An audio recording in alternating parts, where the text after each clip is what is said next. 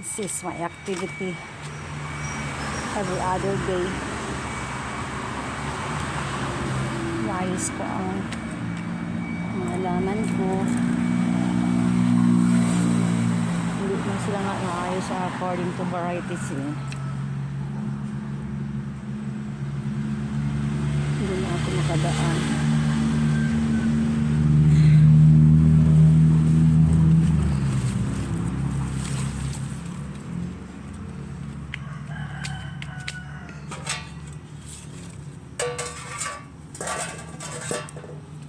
Tanggalin ko to.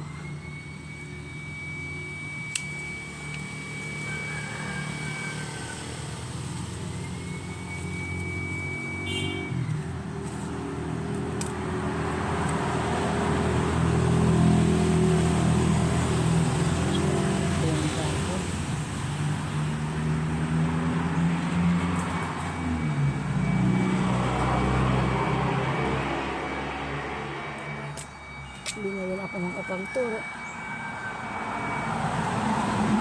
para sa kalagayan ko. So di ko nga ako mag-focus sa inyo. Trabahan ko, pag-ayos ng bahay, pag-ibada ko, reading the Quran, fixing the clothes, fixing the home, cleaning the backyard. Ito nga sila ng situation ko. Blurred na ang vision ko. Hindi ko kayo bibiguin. Alagaan ko pa rin kayo. Marami na nga ang namatay sa inyo. Kamote. Hindi pa ang lugar nyo. Dami mambo.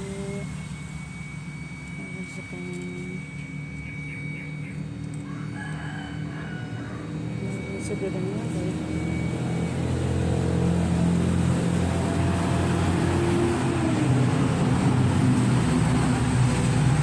See, I cannot see you anymore.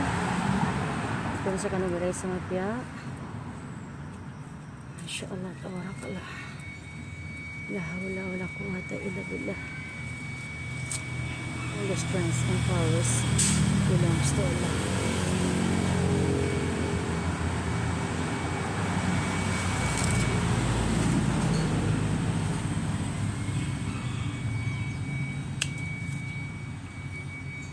Yeah.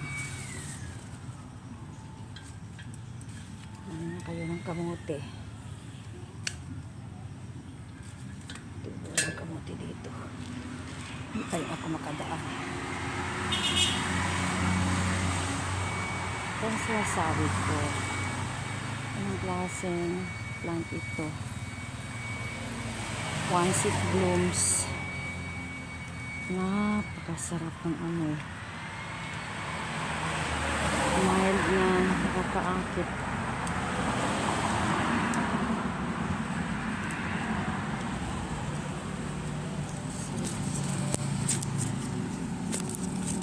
Yellow ang kanyang bulaklak.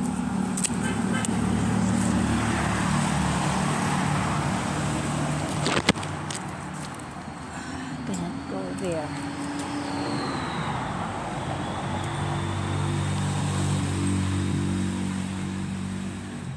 Hindi pa kayo matapakan ng ayos.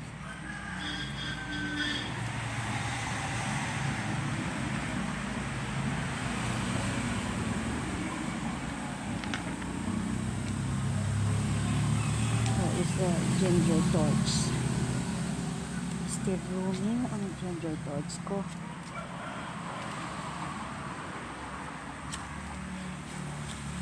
Sa loob ng bahay, malamlamang ilaw kahit napakaraming bulb. Mahina ang distribution charge. Dito yan ko sa garden, medyo basa pa. Hindi pa na semento ang pathway dito.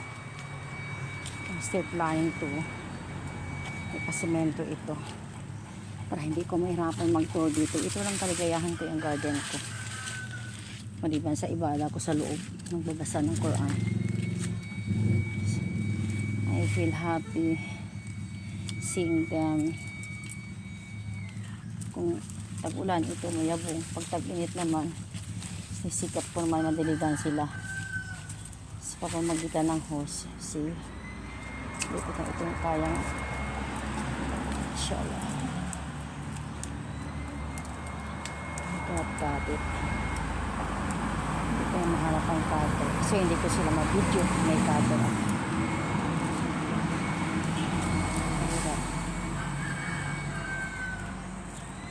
Paghapon naman, hindi makakapunta rito kasi lahat na para sa akin. Napakasilang celebration ko. But before I leave, I want to give legacy to my followers, to my viewers, to my friends still love me.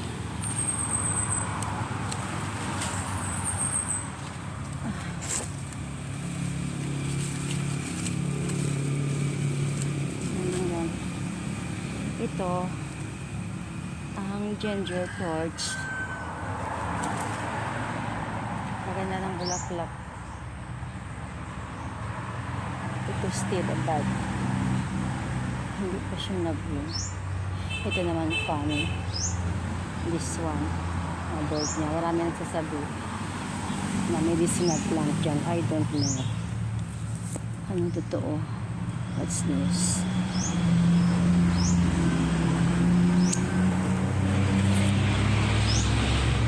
Ito ang ginagawa kong ender plants. Ito na pagkayabong. Maganda masyado pag naano ito.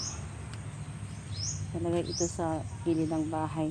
Maayos na pag-arrange ng landscaping. This is an anahaw. Nung uso pa ang plantita. Yan. Ganda pa ako ng garden. Marami na sa kanilang namatay since nag-aaral ako. Twice a week lang ako. At sa isang linggo, 2 araw lang ko sa bahay. Hindi na rin sila nagmumulaklak. Siguro kasi matanda nang nag-aalaga sa kanila.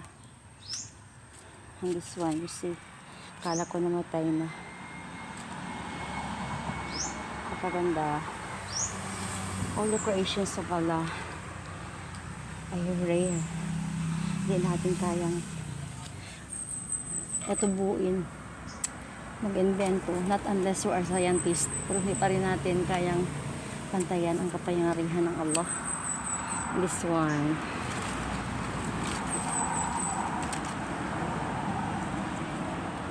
Still planning na ihangkot ko. Magkaroon ako ng vertical garden. Very nice. Tanggal sila ng stress. I love them.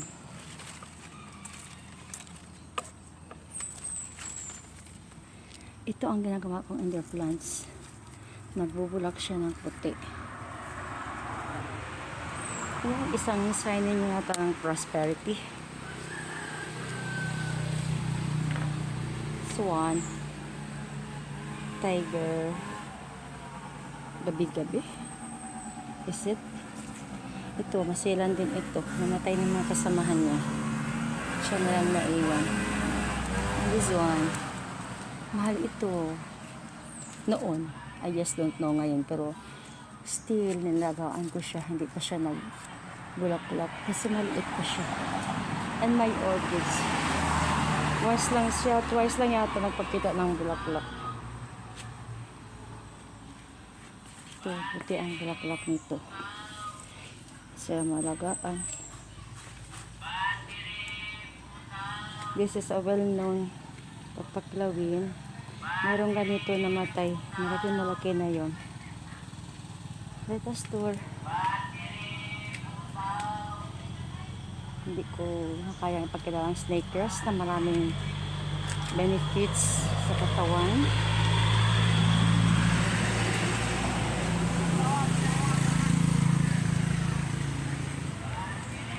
Our own dirty kitchen para lang sa bulalo.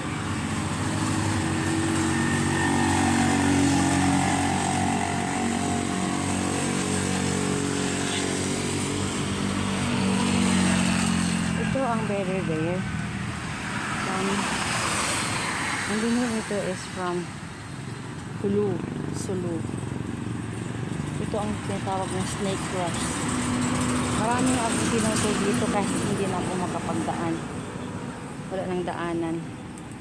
This one, medicinal plant ito. At saka pag nagluto ka, karne or wala kang chili green, wala kang bell pepper, yan ang nilagay ko para matanggal yung langsa ng niluluto. Yan ang snake grass. Marami ako mga plants na since na nilipat sila, ang iba ay iwan na sa ano. Hindi na sila na ano kasi noong na-occupy ng third lane ng kalsada. So much for that. Pag-iwa tayo sa bahay. This is my home. Not a house. And a house is not a home. I call it a home kasi nandiyan pa rin yung tranquility. Once you devote yourself to the Most High, to Allah, meron kang tranquility in the heart. Minsan may mga ano rin, may mga heartaches din kasi we are just human being. Yung mga shortcomings din to nalalampasan. Napakadilim sa loob ng bahay kasi pinatay ko ang ilaw, napakalamlam. It's better na wala na lang. I'm going to wash my hands.